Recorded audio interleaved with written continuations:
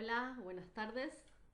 Bueno, hoy tenemos la última clase teórica grabada, que surge más que nada de una pregunta sobre cómo pensar el diseño en Latinoamérica, en Sudamérica, en Indoamérica. Lo que vamos a hacer acá es como partir de ciertas preguntas historiográficas para ver alguna forma o para pensar formas de construir o de repensar cómo se construye la historia del diseño en Latinoamérica. Bueno, para eso tendríamos que empezar muy rápidamente por los dos enfoques clásicos que hay en la historia del diseño occidental. Entonces tenemos el tradicional, el clásico, que se enfoca, como veníamos ya hablando, en contar la historia a través de los autores, de los movimientos estilísticos, que tiene la tradición de las artes y la arquitectura. Y después tenemos el otro enfoque, que es el sociotécnico, que un poco cuenta cómo evolucionan los procesos industriales y el modo en que los bienes de consumo y los artefactos modifican la vida cotidiana en la cultura de masas. Estos dos son los dos enfoques son los que nosotros siempre cruzamos al pensar la historia del diseño. Los clásicos, hay más, ¿no? Si los pensamos en Latinoamérica y pensamos en los libros que hay escritos sobre historia del diseño en Latinoamérica, estos enfoques siguen apareciendo. Entonces tenemos un enfoque clásico que básicamente piensa a la historia del diseño a partir del movimiento moderno, sobre todo con la influencia de la escuela de Ulm y estas dos personas tan importantes en Latinoamérica como son Maldonado y Gibbon Siepe.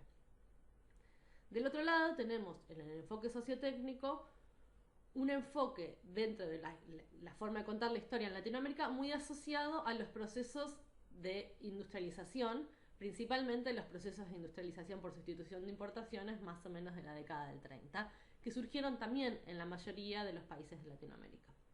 Y un poco se enfoca en contar, bueno, cómo estos bienes de consumo, estos artefactos para el hogar y el transporte modifican o mejoran o construyen la vida cotidiana en las culturas de masas.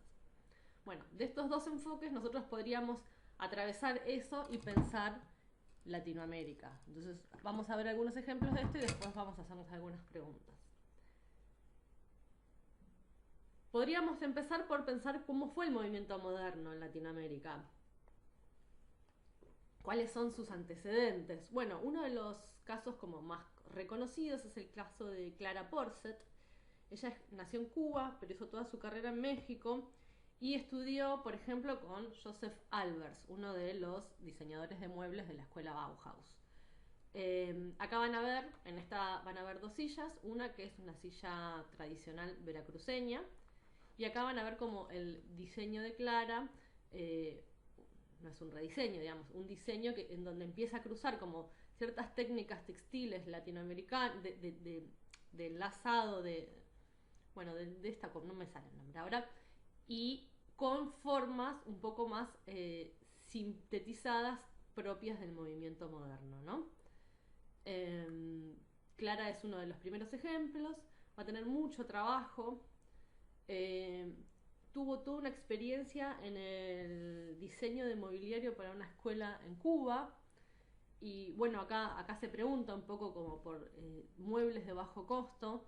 Si ven el diseño de la silla, tiene un montón de referencias morfológicas a las que podríamos ver en la silla BKF, en la W de Llanello, ¿no? Como que hay como ciertos patrones formales que vinculan este producto o este diseño al movimiento moderno desde, bueno, en este caso Cuba y México, pero con una neta influencia de el pensamiento moderno y las morfologías modernas de, bueno, en este caso de la Bauhaus. Otro caso súper interesante, ya yendo a la influencia de Gibbon Siepe, es el caso que desarrolló Gibbon Siepe en Chile, en conjunto con Salvador Allende, y que es un proyecto, no se llevó a cabo, porque tampoco el proyecto de Salvador Allende, porque el proyecto de Salvador Allende quedó trunco también, ¿no? Por la dictadura, y tenía que ver con pensar, bueno, acá lo dice, ¿no? Pretendía lograr una comunicación en tiempo real entre las industrias estatales, sus trabajadores y los altos mandos del gobierno, y luego procesarla para tomar mejores decisiones. Tenía que ver como con un centro de operaciones pensado para el gobierno, ¿no? Y miren la modernidad o el futurismo del proyecto, ¿no? Acá ya no vemos tanto solo la estética del movimiento moderno, sino que empezamos a ver referencias al diseño escandinavo con estas formas en las bases, ¿no? Muy de Eero Saarinen, de este cruce entre el diseño escandinavo y que se dio en Estados Unidos. Pero bueno, es un proyecto interesante, ¿no? Como podríamos pensarlo como un antecedente incluso de Internet o de ciertas formas de pensar las comunicaciones. Pero bueno, eso empieza a dar como un paso que es, así como hablábamos de los flujos de los arquitectos modernos al inicio del siglo para el desarrollo de los primeros muebles modernos, bueno, claramente la figura de Gibbon Siepe en diálogo entre Chile, Argentina y Brasil, junto con Tomás Maldonado, van a generar una influencia sobre todo del pensamiento de ulmiano, podríamos decir. Otro caso quizás no tan conocido es la Feria de América, que se hizo en Mendoza, un proyecto que tenía que ver con pensar y con exponer como el desarrollo de la producción y los bienes de consumo en Argentina, y que fue curada por Llanelo y tiene toda una identidad completamente asociada al movimiento moderno. Es una feria, podríamos pensar, ¿no?, en las grandes exposiciones del Palacio de Cristal, pero bueno, en el siglo XX. Miren cómo es el catálogo, bueno, toda la estructura, todo el lenguaje está asociado al movimiento moderno. Y como última categoría es esto, ¿no? La creación de las carreras más o menos alrededor de la década del 60, ¿no? Tenemos que van a ser completamente imagen y semejanza de los modelos de la escuela de Ulm, ¿no? Tenemos la Escuela de Diseño Industrial de Río de Janeiro, en Brasil, Diseño Industrial y Comunicación Visual en La Plata, pero también va a aparecer la carrera de diseño en Mendoza, y diseño en Valparaíso. Todas estos 3 puntos geográficos van a tener línea directa, bueno, como ya decíamos, con Maldonado, con Gibbon Siepe, y van a ser un modelo de creación de carreras muy similar a la de Ulm. Entonces, no sé, si ustedes ven los programas, está la materia visión, está ciertas materias que tienen que ver con esta idea de la metodología proyectual, el pensamiento científico, la idea de la caja transparente como una forma de entender al diseño desde un enfoque un poco universal, ¿no? Que es un poco lo que se le puede hacer la crítica después, pero bueno, va a tener bastante anclaje en lo local también, y además va a generar escuela y va a generar, escuela en el sentido más categórico. Después, pensando en esta otra categoría, ¿no?, en la idea de los enfoques sociotécnicos, los procesos de industrialización pasaron en toda Latinoamérica, en algunos países más fuertes que en otros. El caso de Brasil va a ser el más fuerte, y bueno, y por ahí, en este caso, no es sustitución por industrialización por sustitución de importaciones, sino por sustitución de exportaciones. Y el caso de la Volkswagen en Brasil, con, bueno, la fabricación del escarabajo, que termina siendo un auto de uso masivo y de uso popular en Latinoamérica, pero sobre todo en Brasil, ¿no?, como una idea de un auto accesible, que bueno, también va a generar lo que es hoy Brasil como industria automotriz. Pero pasando estas 2 categorías, que son como las que más podríamos encontrar en los libros, un poco la idea de la clase de hoy tiene que ver con preguntarse, no porque haya que olvidarnos de esto, ¿no?, pero preguntarse si es posible pensar al diseño por fuera de las categorías de industrial y moderno. Y a la vez pensar, bueno, estas categorías, ¿no?, industrial y moderno, ¿qué nos dejan afuera? Si yo solo pienso que el diseño tiene que ser industrial y que tiene que estar en las categorías del buen diseño, que está normado por las categorías del diseño moderno, aunque después se transforme, ¿qué otras cosas dejo afuera? ¿Qué otras historias no se cuentan por solo contar la historia industrial y moderna? Entendiendo que la industrial y moderna también es válida y también es propia, ¿no? Esto no significa que por contar una estamos diciendo que la otra hay que negarla. Entonces, un poco nos preguntamos, ¿no? ¿Qué otras categorías podríamos utilizar para pensar la producción de bienes en Latinoamérica? Esta es una frase de un seminario de Oporto, que es un historiador de Latinoamérica, y él dice: describimos los modelos latinoamericanos con retazos de lo europeo. Entonces nos salen monstruos. Entonces, un poco la idea es, bueno, ¿es posible pensar Latinoamérica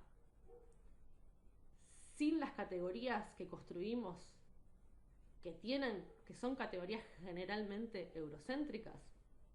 Bueno, es un poco difícil, ¿no? Porque implica un proceso de construcción muy alto, pero bueno, me parece que el primer paso tendría que ver con preguntárnoslo, ¿no? Para mí un ejemplo que empieza a romper con esto tiene que ver con el manifiesto antropófago que se da en Brasil en el 1922. El manifiesto antropófago se enmarca dentro de las vanguardias latinoamericanas, pero creo que de todas es la que más rompe con esta idea de una vanguardia a imagen y semejanza de Europa. Entonces, un poco lo que propone Oswald de Andrade en este manifiesto dice: canibalizar la cultura europea para nuestros propios propósitos. Entonces sostienen simultáneamente esta idea de ser modernos, pero a la vez la negativa de adoptar estos precedentes europeos. Si pensamos en el manifiesto invencionista de Argentina con Maldonado a la cabeza, ¿no? Ay, se me escapó el nombre del grupo. Me lo confundo con el grupo austral, pero no es.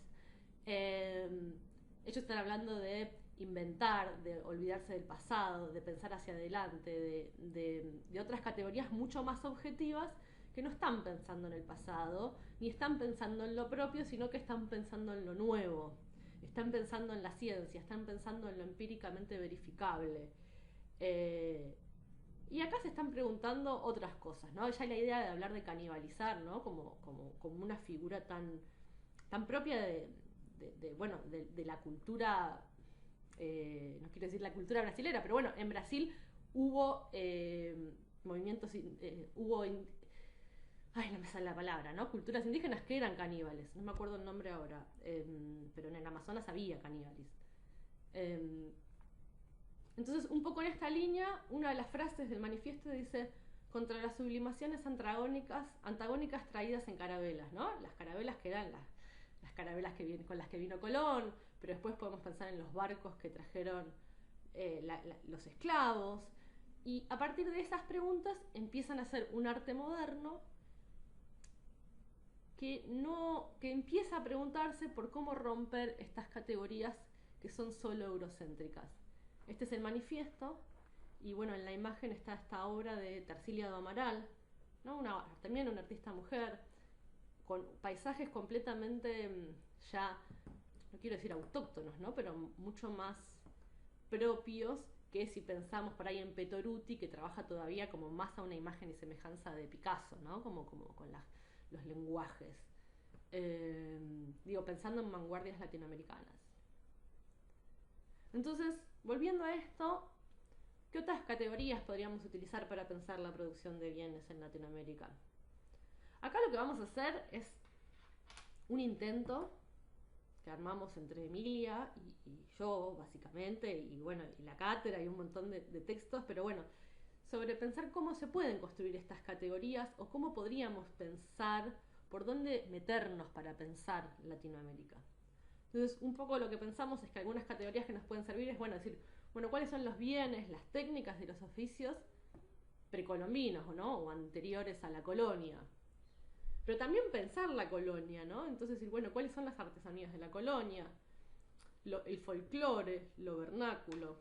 Y también pensar esta idea, ¿no? Porque uno puede contar Latinoamérica a partir de la idea de centro y periferia, ¿no? La idea, o también civilización y barbarie, esta idea de Sarmiento de que el territorio que lo único que está poblado es el centro, no es Buenos Aires, y el otro territorio hay que civilizarlo, que está vacío, que en realidad no estaba vacío, había un montón de personas, había gente, había otras culturas, ¿no? Pero bueno, esta idea de que generalmente siempre se cuentan las historias del centro, ¿no? Podemos pensar, bueno, Buenos Aires como centro y qué pasa por fuera de Buenos Aires.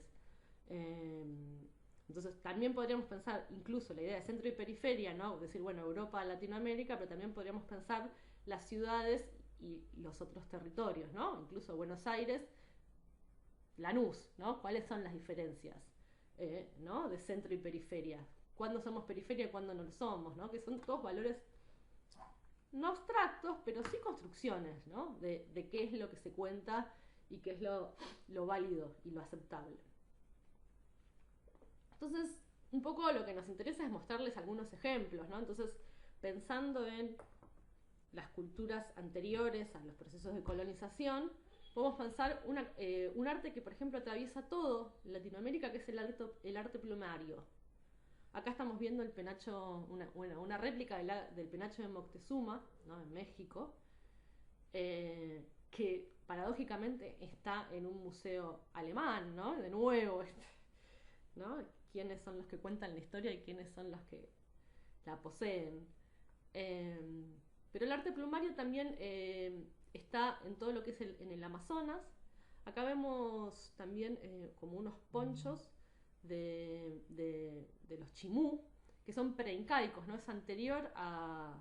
es de la cultura mesoandina, pero preincaica. Bueno, y entonces podemos pensar en ciertas técnicas artesanales que nos permiten pensar las producciones de bienes, otras producciones de bienes en Latinoamérica. El arte plumario es una, pero también podemos pensar en los telares, ¿no? El telar mapuche es como un ejemplo muy fuerte porque no solo es una técnica textil, sino que es un lenguaje en sí mismo, en donde cada tipo de punto, cada tipo de guarda tiene un sentido estético, pero también tiene un sentido ético, y también es un lenguaje, y también significa algo, ¿no? Cada poncho, según quien lo utilice, tiene un tipo de guarda, tiene un tipo de colores, tiene una técnica, ¿no? Y lleva un tiempo diferente. Esta es una imagen de cómo es el telar, porque se sigue haciendo hasta el día de hoy. Mapuche, ya estamos hablando del sur, de América del Sur.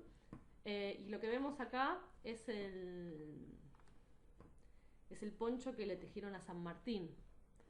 Que según lo que cuenta la historia es que es un poncho que se lo hicieron como con una, dentro de la lógica de la cosmovisión y de los códigos que tenía el poncho, como si ellos lo reconocieran a San Martín como algo similar a un cacique, ¿no? Como una figura de autoridad. Pero también tenemos telares incaicos, ¿no? Del periodo Tahuantinsuyo, sobre todo en todo lo que tiene que ver, bueno, de nuevo con la puna, ¿no? Y como con la región andina. Quizás el que más nos llegue hasta el día de hoy es el aguayo, ¿no? Con esos colores tan vibrantes y que, bueno, que hasta el día de hoy se sostienen.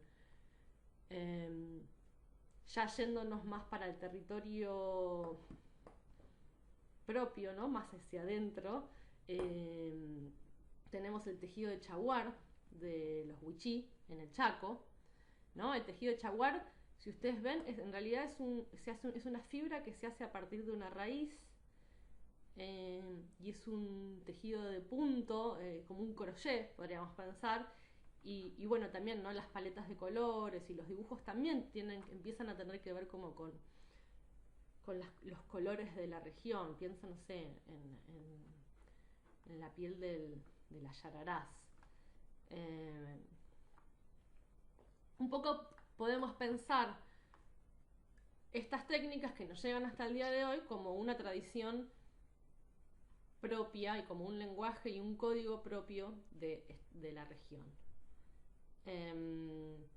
Más al sur todavía, ya en la Patagonia, estas son imágenes de los indios Selkman, ¿no? Aparece la vestimenta ritual, acá aparecen, bueno, nada, cuerpos cubiertos ya con pieles, pero empezar a la transformación de estos cuerpos, ¿no? Estas cabezas con martillo, eh, estos vestimentas como si fuera una carpa, la decoración de los cuerpos, bueno, nada, como otros lenguajes que tienen que ver ya más con el universo de lo ritual.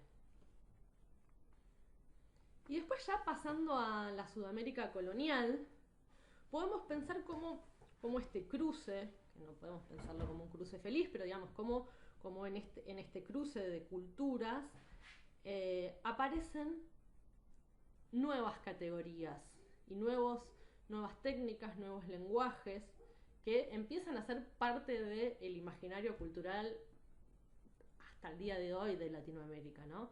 Acá lo que vemos es la vestimenta tradicional de Veracruz, que hemos hablado, es un cuadro de Frida Kahlo, pero si ustedes empiezan a ver, en las tipologías hay mucha influencia de la vestimenta sevillana, de la vestimenta española, pero empieza a tener en los dibujos, ¿no? Dibujos más de animales autóctonos, animales de la región, otros tipos de bordados. Bueno, pero el bordado cruz es un bordado que viene de... Entonces, en esta Sudamérica colonial se mezcla lo español con ciertas técnicas o con ciertas cosmovisiones latinoamericanas y aparece otro lenguaje que hasta el día de hoy es muy, muy reconocido. Podemos pensar en la vestimenta tradicional de Veracruz.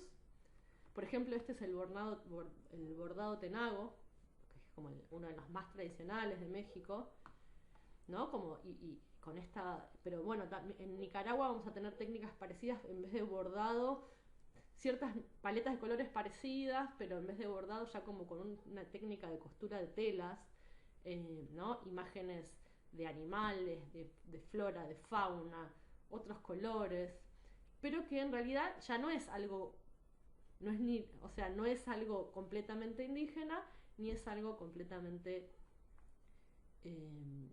español o europeo. En técnicas tradicionales de la Sudamérica colonial, el otro caso es el que les queremos mostrar, porque hay millones, es por ejemplo los encajes paraguayos. Quizás lo conozcan, a ñandutí, que es esta técnica de encaje en donde se hacen como hilos y se van bordando sobre estructuras y arman estas flores que son, bueno, de una belleza y de una cantidad de colores, ¿no? Pensando también como muy asociadas a las flores del Paraguay. Bueno, hay una artista, Marcela Cabuti, que si quieren googlear, que ella trabaja como con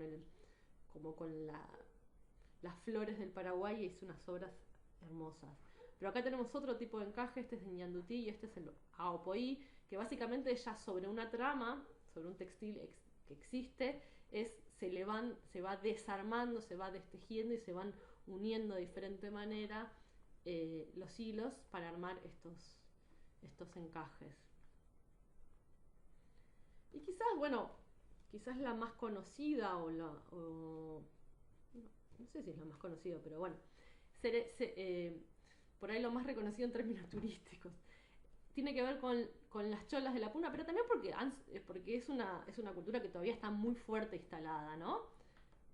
Las cholas de la puna, ¿no? Podemos pensar en Bolivia, en Perú, que si pensamos es lo mismo, ¿no? Si ustedes ven, en la forma de vestir hay elementos, por ejemplo, en la mantilla, esta manta que usan viene de la mantilla sevillana, la falda acampanada también, pero bueno, empezamos a ver, acá, bueno, por ahí es una vestimenta más de fiesta, vemos más elementos más por ahí, no sé si decir españoles, pero bueno, algunos tipos de encajes más propios de Sevilla, y acá ya podemos ver, ¿no?, cómo se cruzan estas tipologías con textiles andinos, ¿no?, con el aguayo, como hablábamos, con el telar de aguayo. Pero a la vez, cuando miramos los pies, ¿no?, aparecen estas sandalias hechas con rueda de auto. Entonces hay como una multiculturalidad, ahora lo vamos a ver bien. Estos son los cholets de Bolivia, hechos por Freddy Mamani. Esto es una arquitectura que se hizo en el periodo como bueno, en el mejor periodo de Evo, en donde muchos de los senadores y de los políticos y de los perosos empezaron a ser cholos, ¿no? Entonces, en realidad el término cholits es un término relativamente despectivo. Esto tiene que ver con una zona de Bolivia en donde los cholos empezaron a tener dinero y se hicieron sus propias mansiones. Entonces, lo interesante es cómo en estas mansiones aparecen como categorías que podríamos pensar en Tiahuanaco, ¿no? Elementos como simbólicos de Tiahuanaco, pero a la vez arriba aparece el chalet californiano, ¿no? Como en la casa. Entonces parece como un cruce de culturas, ¿no? Miren la serpiente acá, la simetría, el uso de colores muy propios de la puna, pero mezclados, y bueno, si ven en los interiores van a tener columnas griegas, ¿no? Mezclados con, bueno, ya son... Y entonces ya podemos empezar a hablar de esto que tenemos en el título, que es las culturas híbridas. Ya son hibridaciones. Ya es contemporáneo, es multicultural y también es multitemporal. Entonces, el otro ejemplo para mí tiene que ver, ¿no? Como con estas sandalias hechas de goma que no son artesanales, ¿no? Porque hay industrias, realmente se fabrican en serie, realmente es el calzado de los y las cholas, sobre todo en Bolivia, pero en Perú también. Tiene un material que es rueda de auto, ¿no? Es un reciclado de un producto, pero hay una industria detrás. Y ustedes, bueno, después si quieren les muestro videos de cómo se fabrican. Y es un calzado que no solo está en Latinoamérica, por ejemplo, hay en otras regiones que también se hace algo similar con el reciclado de rueda de caucho. Pero bueno, la tipología de la sandalia es una tipología incaica, ¿no? Esta sandalia que se le dice uyuta, que es como esta trama que viene de una hojota incaica, pero el material es rueda de auto. Entonces, un poco en esta idea de pensar las culturas híbridas, es decir, dejar de pensar qué es lo tradicional, qué es lo folclórico, qué es lo de masa, qué es lo europeo, y bueno, empezar a pensar en estas hibridaciones, ¿no? En este cruce de culturas que empiezan a redefinir o a definir de una manera mucho más abierta Latinoamérica, ¿no? Entonces decir, bueno, la vestimenta chola se constituye en la multitemporalidad y también en lo multicultural, porque hay cosas del pasado, hay cosas del presente, hay cosas de una cultura y hay cosas de otra. Esta imagen se llama Chola Globalizada, es una estatua intervenida por un colectivo que se llama Mujeres Creando, son militantes bolivianas que vienen trabajando hace un montón, son las que hacen esos grafitis con esas frases, bueno, con frases feministas, pero estoy hablando de principios de los 80 que estaban haciendo estas frases. Y bueno, y esta es una intervención que le hicieron a la estatua de Isabel la Católica y la vistieron de chola, ¿no? Y se llama Chola Globalizada.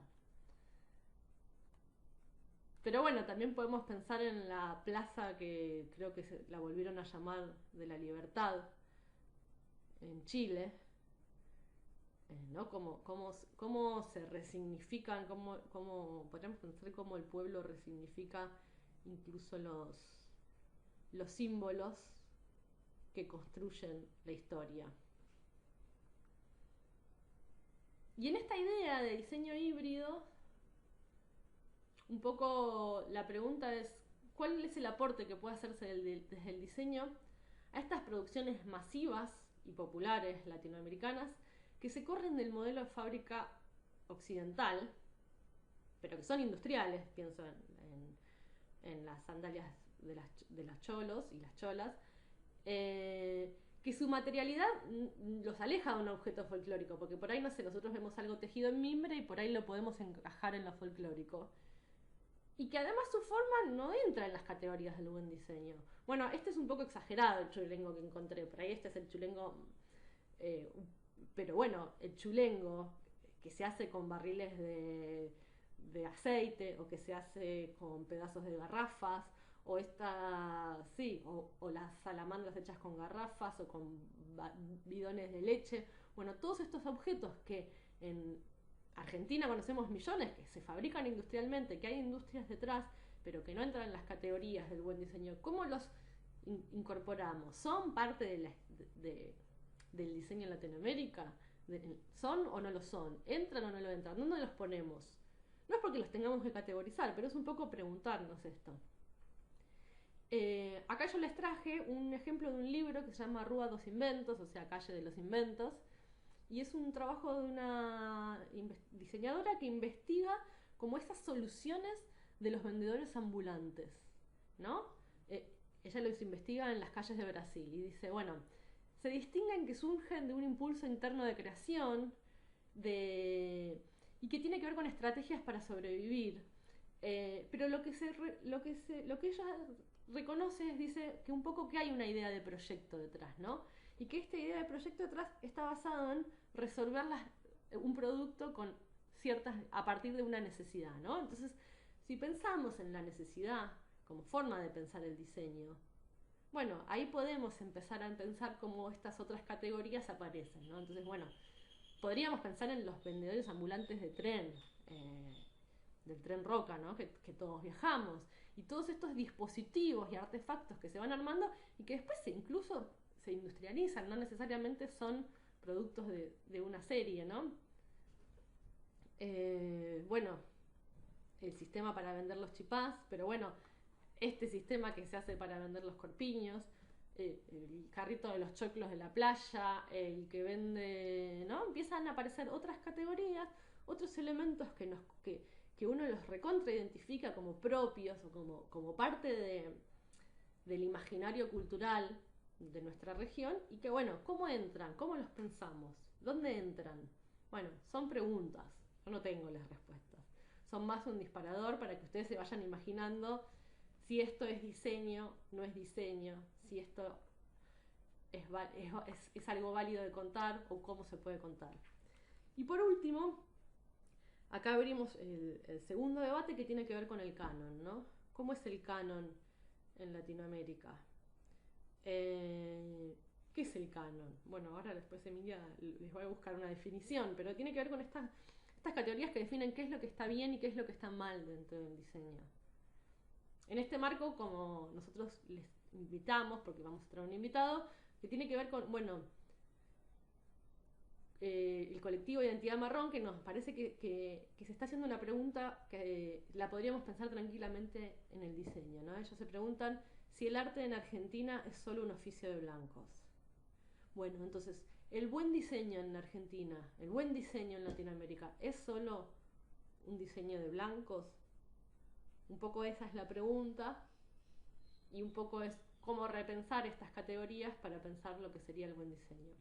Bueno, esta es la obra de Ñeco, que hace esta mesa en donde se ve claramente, ¿no? Una mesa donde hay gente comiendo, bueno, donde está como toda esa cosa de la comida, pero también empiezan estas preguntas, ¿no? Como, ¿dónde te gustaba hacer la tarea, no? Ahí al lado en esta misma mesa está el cuaderno con la tarea. ¿Dónde te gustaba hacer la tarea? ¿Quién define el buen gusto? ¿Dónde te gustaba dibujar, no? Como, ¿quién? Un poco, esta se llama una mesa propia, claramente en referencia bueno, al menos yo lo interpreto así como al libro al relato feminista de Woolf, Virginia Woolf, es la habitación propia, ¿no? ¿Qué significa no tener una mesa propia o hacer tu tarea o dibujar en una mesa en donde además pasan un montón de cosas? Bueno, un poco la idea tiene que ver con preguntarnos por este canon y por qué categorías entran y también ver cuáles son las variables y qué conocemos hoy dentro de Latinoamérica como el buen diseño y qué instituciones lo definen para entenderlo, porque también es parte, ¿no? ¿Qué es el buen diseño en Latinoamérica? ¿Quiénes lo certifican? ¿Dónde sale? ¿Cuáles son los medios de distribución? Si salen las revistas, en qué revistas sale, si salen las de decoración, si salen las de arquitectura, si salen las de ciencia o si sale en las de, no sé, en las de diseño o en las específicas. Y bueno, para esto le doy la palabra a Emilia, que ella va a trabajar como el canon del buen diseño en Latinoamérica. Muchas gracias.